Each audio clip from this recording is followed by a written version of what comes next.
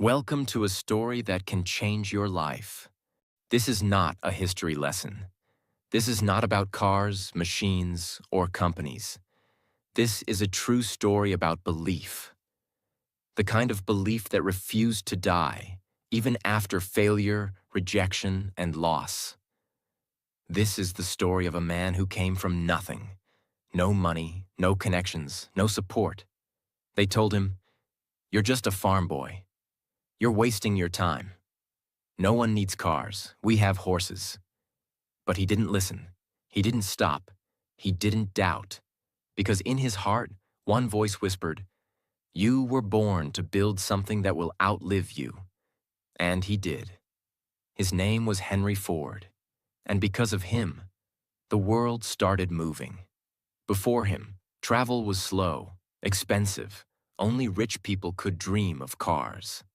After him, cars became so cheap and simple that even a worker could own one. He democratized transportation. He changed the way we work, the way we live, the way we move. But this story is not just about what he built.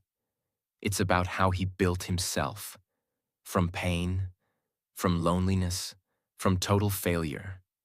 And if you stay with this story till the end, you will not only discover how Henry Ford became one of the most powerful men in history, you will also learn how to rebuild yourself, with no excuses. And while you listen, you'll also be learning English. Real English. Story-based English. Emotional English. This is the kind of English that sticks in your heart, not in grammar books. So don't just sit back. Open your mind. Open your heart. Because this is not just a story. This is a transformation. Part 1. The Boy Who Loved Machines, 1863 to 1880. Henry Ford was born on July 30th, 1863, in Greenfield Township, Michigan, USA. It was a quiet, simple village. No factories, no electricity, no noise. Only farms, fields, and family chores. His father, William Ford, was an Irish farmer. His mother, Mary Ford, was warm, strong, and kind. She held the family together. They had 6 children, and Henry was the first son. Their home was small but strong, built with wood, heated with fire, and surrounded by green. From the outside, Henry seemed like a regular farm boy. He woke up early, fed animals, carried water, collected eggs, cut wood. But deep inside, he felt different. He didn't enjoy feeding chickens. He didn't enjoy plowing the land. Why do we have to do everything by hand? Why is life so slow? There must be a better way. These questions didn't go away. They grew stronger every day. One summer afternoon, when Henry was just 12 years old, he saw something that changed his life forever. A farmer nearby had bought a steam-powered machine. It was called a steam engine. It could do in minutes what a man took hours to do. It moved, it hissed, it roared. Metal parts clicked and danced like magic. Henry was shocked. It was no longer man working for hours. It was machine doing it in seconds. He ran towards it, touched it, watched it for hours. He was obsessed. From that moment, one thing was clear. I want to understand machines. I want to build them. I want to change the world with them. Henry started collecting old watches, scrap metal, and broken parts from anywhere he could. By age 15, he had built his own small steam engine model in a shed beside the house, completely on his own. His hands were dirty, his clothes were torn, but his eyes were full of light. When people saw it work, they were shocked. They said, "He's just a boy. How did he do this?" His father didn't understand. He wanted Henry to become a farmer like every other son. But Henry's heart was clear. He didn't want to grow vegetables. He wanted to grow machines. When Henry was 13, the worst moment of his young life came. His mother, Mary, died. She was his protector, the only person who encouraged his machine dreams. He cried for days, refused to eat. He felt completely alone in a world that didn't understand him. But in that darkness, he remembered her words. "Henry, don't ever stop following that light inside you."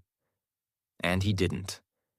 At 16 years old, Henry made a choice. He packed his small bag, said goodbye to his family farm, and walked away. He was not running from something. He was running toward something, toward a city, toward machines, toward his future. He moved to Detroit, a fast-growing city full of factories, workshops, and innovation. In Detroit, Henry worked as an apprentice machinist, fixing engines, oiling machines, and studying every moving part. He worked 10 to 12 hours a day. He earned $2.50 a week. But he didn't care about money. At night, he didn't sleep. He read books about machines. He studied blueprints. He built small parts with his own hands. He didn't go to college. He didn't go to parties. He went to work. That's what built his mind. That's what shaped his destiny. Part 2. The first car, the first failure, and the fire inside. 1880 to 1893.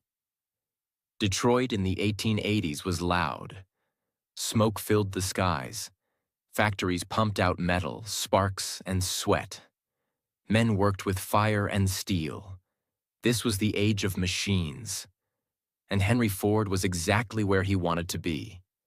But while others were fixing machines, Henry was thinking something dangerous. What if I make a machine that moves by itself? At this time, people used horses for everything. To carry people, goods, wood, food. If you wanted to travel, you needed a horse. If you were poor, you walked. And Henry looked at the world and thought, this is too slow, too expensive, too limited. He didn't just want to create a car, he wanted to create a new way of life. But in 1885, this idea was laughable. People said, if man was meant to move fast, God would have given him wheels.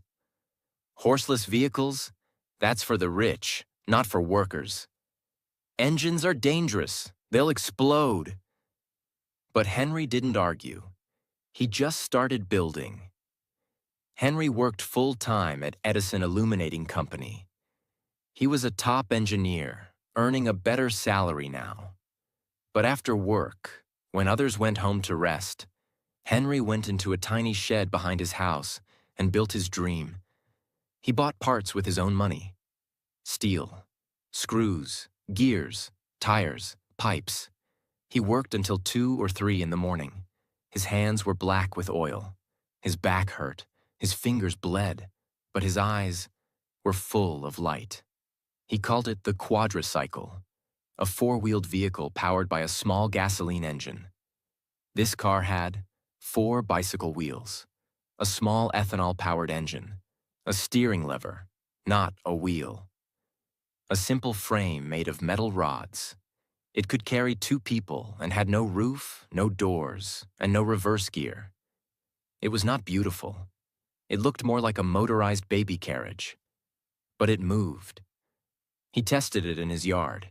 The engine started. It made noise. It coughed. And then it began to roll forward. Henry's hands shook. His heart beat faster. Tears came to his eyes. "It moves," he whispered. "It actually moves." June 4th, 1896. Henry was 32 years old. He and a friend pushed the quadricycle out of the shed, but it was too wide to pass through the door. So what did he do? He grabbed an axe and broke the wall of his shed. That's right. He literally destroyed his own garage to make way for his dream.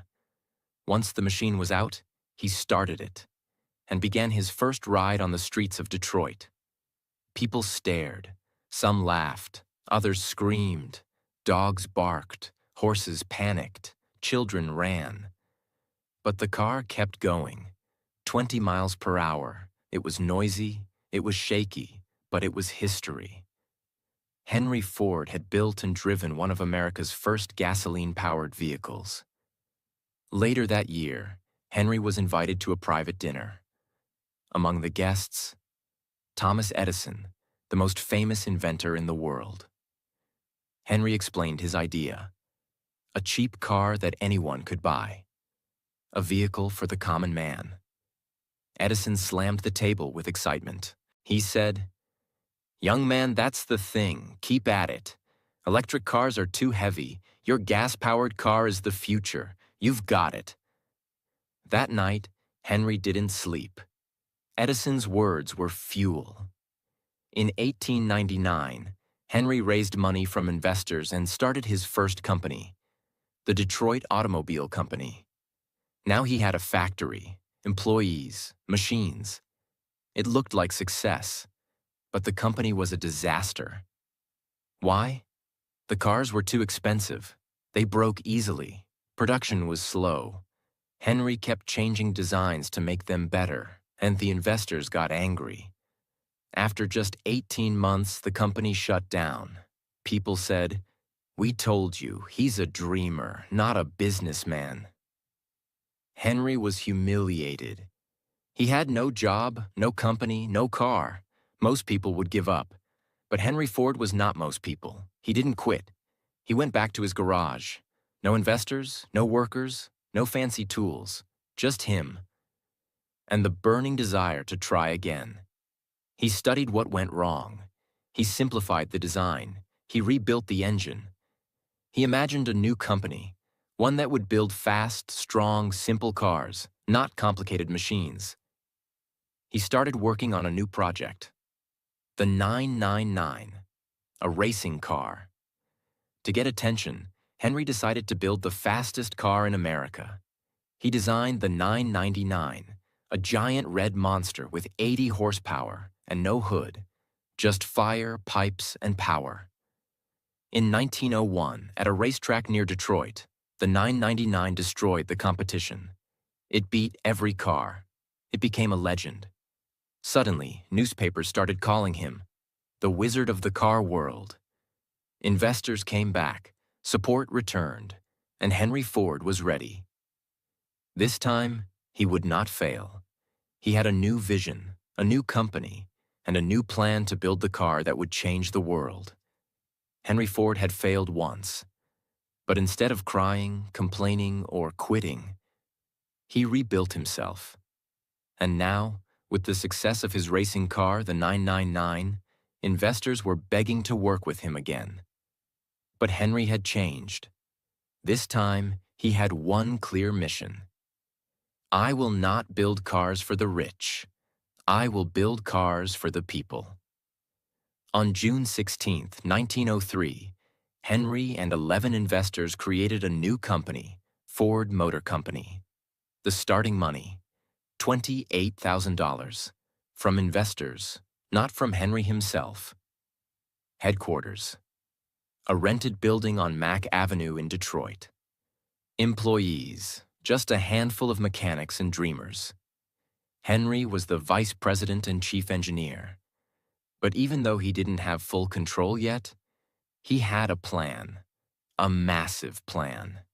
He was going to create a car that was simple, cheap, and strong enough to survive America's terrible roads. The first car they made was called the Model A. It was a two-seater. It had a small engine, leather seats, and a price of $850, which was a lot of money back then. It was a success. In the first week, they received over 1,000 orders. But Henry wasn't satisfied.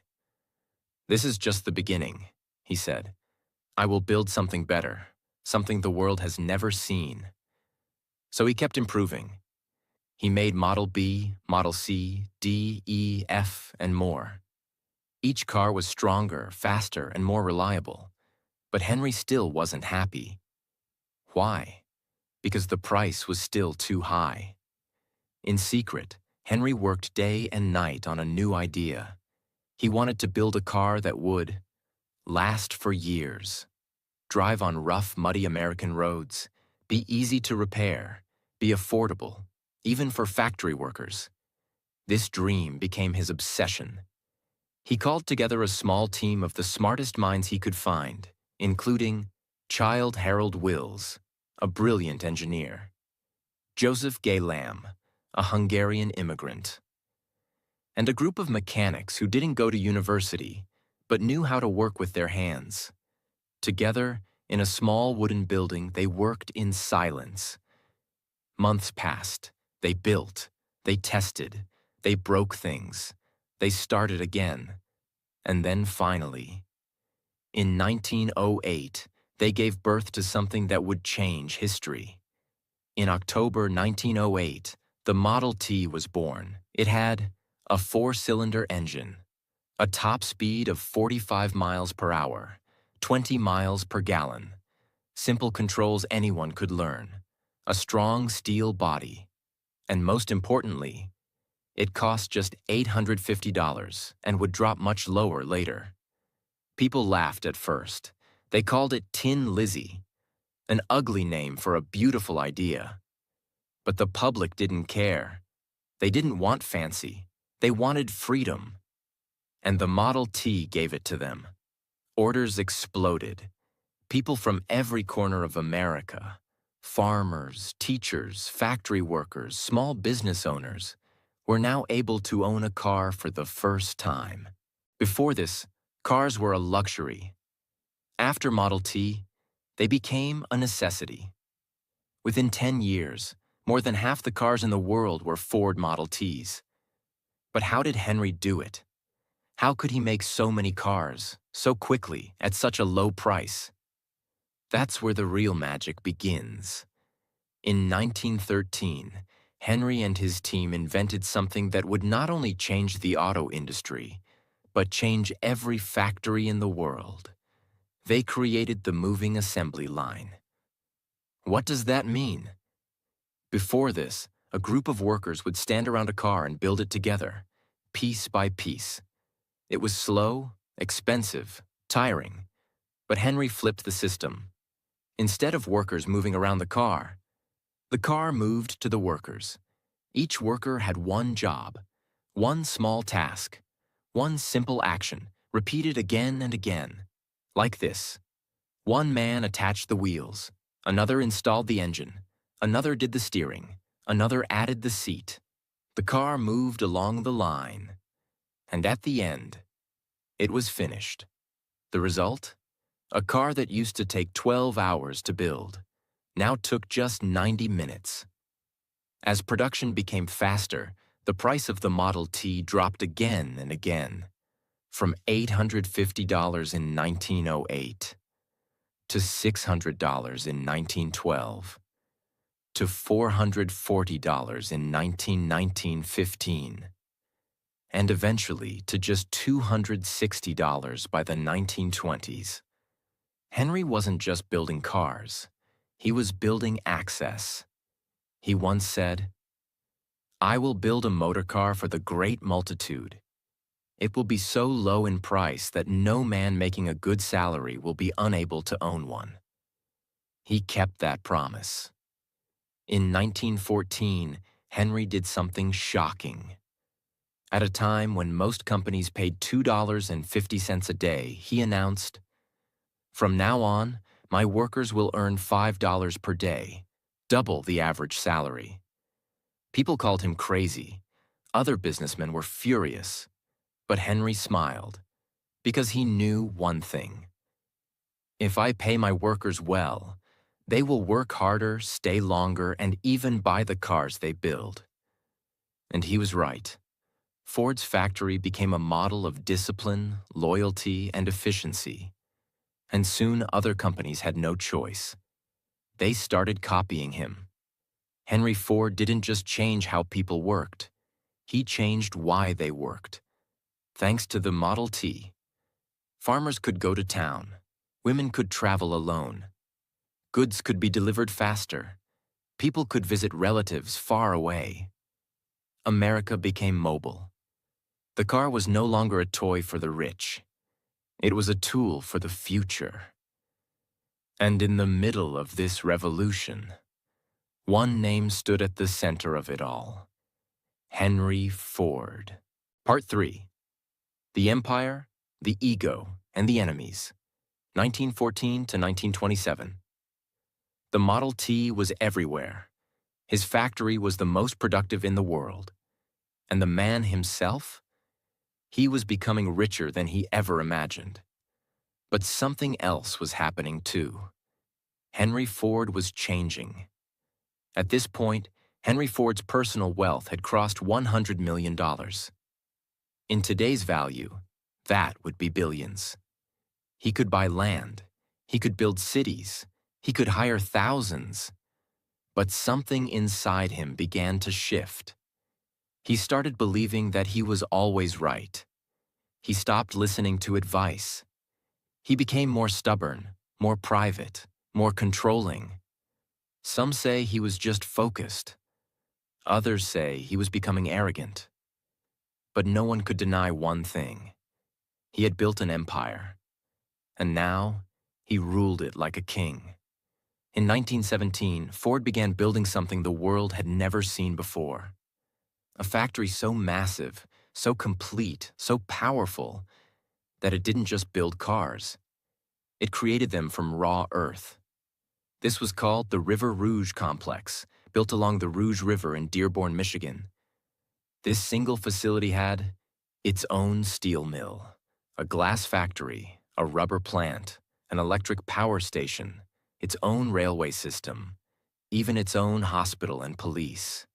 It could take raw iron ore from ships, melt it into steel, form it into parts, build engines, paint bodies, and roll out a complete car at the end. It was the most advanced factory the world had ever seen. Nothing like it had ever been done. Henry didn't just build cars. He built a machine that made machines.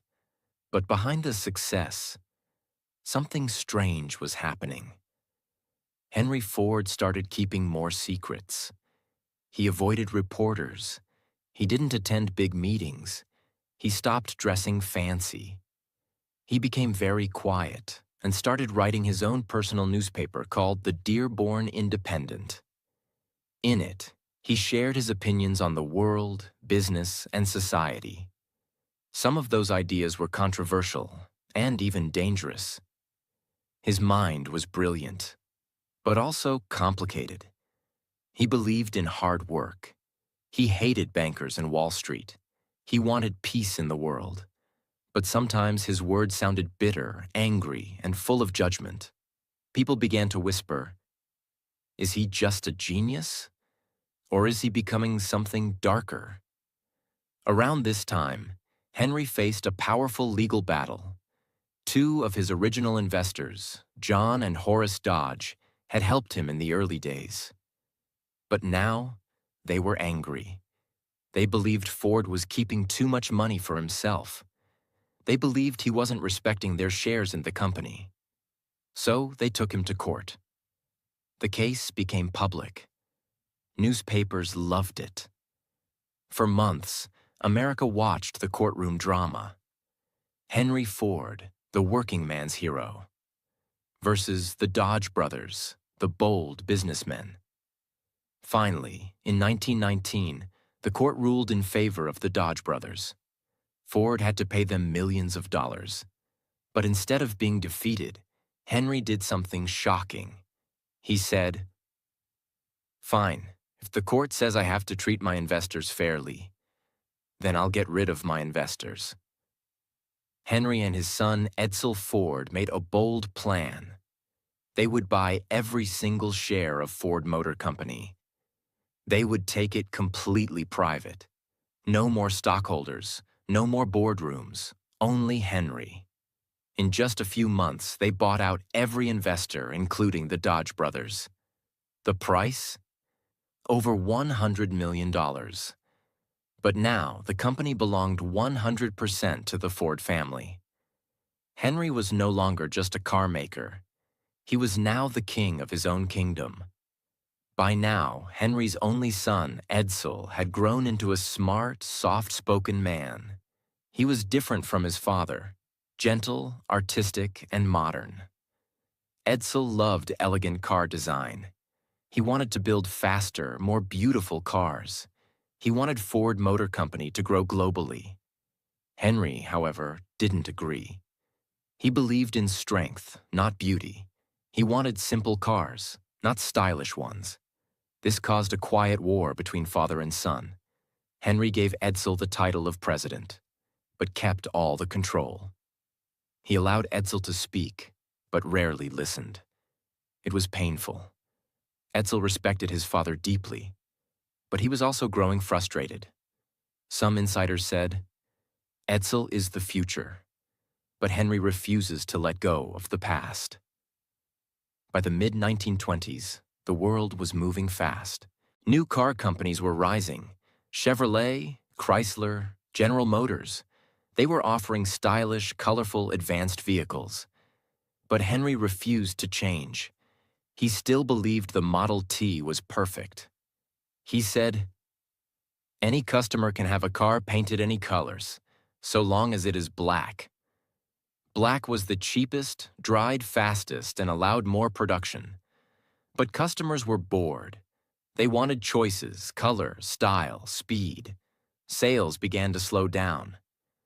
But Henry didn't care. He still pushed the Model T, the same design, the same engine, the same look. He was no longer building for the future. He was stuck in his own past. In 1927, something unbelievable happened. Henry suddenly walked into the River Rouge factory and shut it all down. He ordered workers to stop production of the Model T. He told them to destroy all the old machinery. Why? Because deep inside, he knew. The world has changed, and I must change with it. It was the end of an era. More than 15 million Model T cars had been made, more than any car before. But now, it was over. The car that had made Henry Ford a legend was gone, and something new was coming. Henry and Edsel now worked together on a new project, the Model A. It would be faster, more beautiful, more advanced. But the process wasn't smooth. Henry still argued. He still wanted control. He still doubted modern ideas. But Edsel kept going. And slowly, something began to change. Not just in the factory, but in the relationship between father and son. After ending the Model T, Henry and his son Edsel Ford began working on a new car, the Model A. This time, it wasn't built in a small garage. It wasn't tested quietly. This was America's most watched product. Millions were waiting, and they had high expectations. Style, comfort, speed, color options, and more modern technology. But behind the scenes, it was a battle. Henry still wanted simplicity. Edsel wanted elegance. Henry wanted strength. Edsel wanted beauty. They argued over everything: the engine, the design, even the logo. Henry, now in his mid-60s, refused to give up control. He questioned every change. He delayed decisions. Edsel remained calm, respectful, patient, but those close to them could feel the tension. "They were not fighting with fists," said one factory worker. "They were fighting with silence." In December 1927, the first Model A was finally released. It came in 4 colors. It had improved safety, better steering, and a stylish design. It cost $385, affordable but modern. The response? Explosive. Within the first year, Ford sold over 1 million Model A cars. By the end of 1931, they had sold more than 4 million. The public loved it. America was moving again. And Edsel finally proved he could lead. But behind the success, deeper troubles were growing. As the company grew, Henry created a special team to manage discipline and safety in the factories. This team was led by a man named Harry Bennett, a former boxer hired personally by Henry. But Bennett wasn't just a manager. He built a private army inside Ford. He carried a gun. He used threats and fear to control workers. He listened to conversations. He followed employees. He punished those who talked back. Some said he ran the factory like a prison. Henry trusted him completely. Even as people complained, even as Edsel disagreed, Henry kept Bennett close. This decision would later break the heart of his own son. As the 1930s began, Edsel Ford was president of Ford Motor Company. But everyone knew the real power still sat with his father. Edsel wanted to expand the business globally. He wanted to build luxury cars. He wanted to modernize the company. But Henry blocked many of his ideas. Meetings were canceled. Designs were rejected. Decisions were reversed overnight. Edsel smiled in public. He never raised his voice. But inside, the pressure was building. He worked 12 to 14 hours a day. He traveled constantly. He carried the weight of an empire, but no freedom to lead it. And his health began to suffer. In 1939, World War II began in Europe. Countries were collapsing. Millions were dying. America was watching closely. At first, Henry refused to get involved. He hated war. He believed in peace. He said war was a tool of bankers and corrupt politicians. But as time passed and America joined the war in 1941, everything changed. The U.S. government asked companies to stop making consumer goods and start making war machines. Ford was asked to help. The government wanted planes, tanks, engines, trucks at an unimaginable speed. Henry agreed, but now the challenge was massive. Ford built a new factory called Willow Run near Detroit. Its mission? To build the B-24 Liberator bomber planes for the U.S. Army. This wasn't a car. This was a flying machine of war, made of thousands of parts, operated by dozens of crew members, and powered by high-level technology. Most experts said, "It can't be done." But Henry believed otherwise. Willow Run became the largest aircraft factory in the world. And by 1944, it was producing a new bomber every hour. This was a miracle of American industry. Ford had once put the world on wheels. Now he was putting wings on those wheels. But while the world celebrated, at home, the Ford family was facing its greatest pain. Years of pressure had broken Edsel's body. He had stomach ulcers. He was exhausted. He was emotionally crushed from constantly being overruled by his father and bullied by Harry Bennett. He tried to stay strong for the company. He smiled at meetings. He managed factories. But inside, he was collapsing. In May 1943, at the age of just 49, Edsel Ford died of stomach cancer and complications. The news shocked the nation. People wept. Workers stood in silence. Flags flew at half-mast. But no one cried more than Henry Ford, his only son, his blood, his partner, his hope for the future, was gone. Henry blamed himself. He stopped speaking for days. He walked alone in his garden.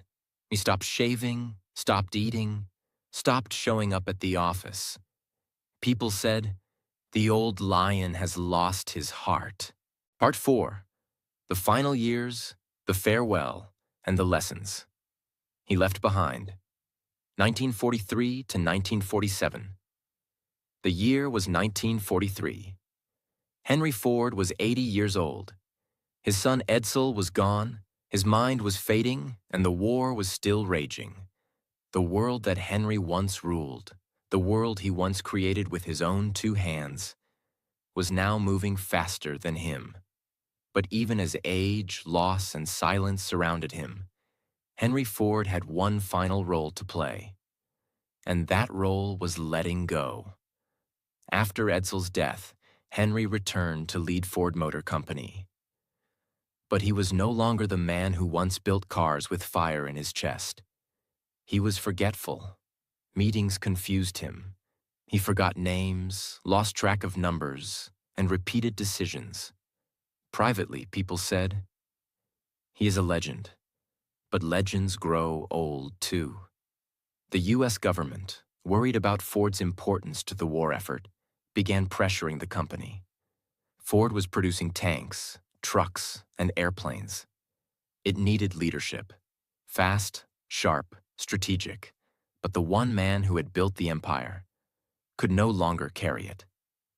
In 1945, a new man entered the stage, Henry Ford II, grandson of Henry Ford, son of Edsel. He was just 28 years old, recently returned from World War II. He was young, but smart, educated, and hungry. He had seen the mess inside the company. He had seen his father's pain, and now he came with a mission. Save the company, save the name, save the dream. Henry Ford, the old lion, was reluctant at first. But after weeks of discussion, pressure from the U.S. government and the Ford family, he finally agreed. In September 1945, Henry Ford officially stepped down as president. After 42 years of building, leading, ruling, and creating, he walked away from the company that bore his name. After retirement, Henry moved back to his estate, Fair Lane, in Dearborn, Michigan. It was a quiet place, surrounded by trees, birds, and nature. The man who once built the loudest machines in history now spent his days in silence. He walked in his garden. He fed the birds. He sat by the window and read letters. Sometimes workers would see him walking through the old Ford factories, slowly, carefully, watching the machines he once gave life to. He didn't speak much. He didn't smile much. But he was present, in the place where it all began. At Fair Lane, everything reminded him of the past. The small toolbox he once used as a boy. The chair where Edsel sat with him during summer afternoons. The letters from inventors and presidents, now kept in drawers. The Model T parked in his garage. Untouched, quiet, legendary. But perhaps the loudest silence in the house was the absence of Edsel. Some said Henry never fully forgave himself, that he blamed his pressure, his stubbornness, his pride, for pushing Edsel too hard. He never said those words, but he didn't have to. The way he walked, the way he looked out the window, the way he held Edsel's photo in his study, it all said everything. On the night of April 7th, 1947, a massive storm hit Dearborn. Lightning lit up the sky. Rain poured hard. That night, the power went out across the city. In Fair Lane, Henry Ford sat by a small candle. No electricity, just firelight, the way it was when he was a boy. He sat silently, breathing slowly, his eyes soft. Around 11:40 p.m., Henry Ford passed away in his bed. Peacefully, calmly, quietly. He was 83 years old, the man who gave the world motion, left the world in stillness. His funeral was held in Detroit. Thousands came. Workers, engineers, businessmen, teachers, presidents, farmers.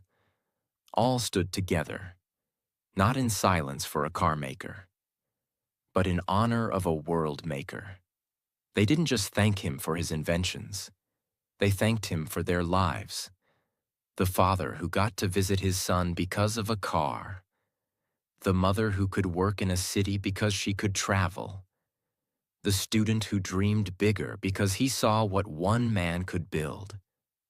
After Henry's death, the company continued under his grandson, Henry Ford II. It modernized, grew, faced new challenges, But the spirit of the original Ford never disappeared. Today, Ford Motor Company is one of the most recognized companies on Earth. With factories in dozens of countries, millions of vehicles, and a name that still means power, progress, and passion. But more than cars, more than money, more than buildings, Henry Ford left behind a mindset, a blueprint for belief. Now let's talk about what you can learn from his extraordinary life. Here are 12 powerful lessons that can change your future. 1. Dreams start small, but they don't stay small. He started in a farm shed, but because he believed, the world changed. Never underestimate the power of a small beginning. 2. If you can't find a path, build one. There were no car companies, no mentors, so he became his own guide. If the world doesn't give you a way, make one. 3. Work in silence. Let results make the noise. Henry built alone, failed alone, but when his engine moved, the world listened. 4. Failure is the cost of building something great. His first company failed. His ideas were rejected. But every failure was a step. 5. Build for the people, not for the praise. He didn't make cars for kings. He made them for common people.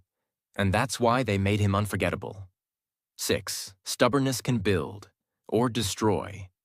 It made him great. But it also cost him his son. Know when to hold on and when to let go. 7. Systems create freedom. His biggest invention wasn't the car. It was the assembly line, a system that made mass progress possible. 8. Pay people well. They will build your dreams. The $5 workday wasn't generosity. It was strategy. When people are respected, they give their best. 9. A strong legacy needs a strong successor. He built an empire, but didn't let Edsel lead freely. A lesson for every builder. Train and trust the next generation. 10. Silence isn't always peace. In his final years, he had power but no joy. Don't sacrifice relationships to win the world. 11th. Time will forget most. But not those who build. Most people die and disappear. But builders, creators, dreamers, they live forever in what they've made. 12. Believe in the unseen. Then make it real. At 12 years old, he saw a steam engine and whispered to himself, "One day I'll build something better." And he did. So can you. This was the true, complete, deeply emotional, and fully detailed biography of Henry Ford. Told with no rush, no missing moments, and no wasted words. He was not perfect, but he was powerful. And now, so are you. Because you didn't just learn about a man, you learned about possibility. And that is what makes this story the greatest story ever told. A boy from a farm who changed the way the world moves. He failed, he fell, he lost, but he never gave up. If he could build a global legacy with just a dream and his 2 hands, imagine what you can build. Thank you for staying with us till the end. We hope you learned, felt inspired, and improved your English along the way. If this story touched your heart, please subscribe to our channel for more real, emotional, and powerful stories like this. Until next time, keep dreaming, keep building, and never stop believing. Warm wishes to you and your journey ahead.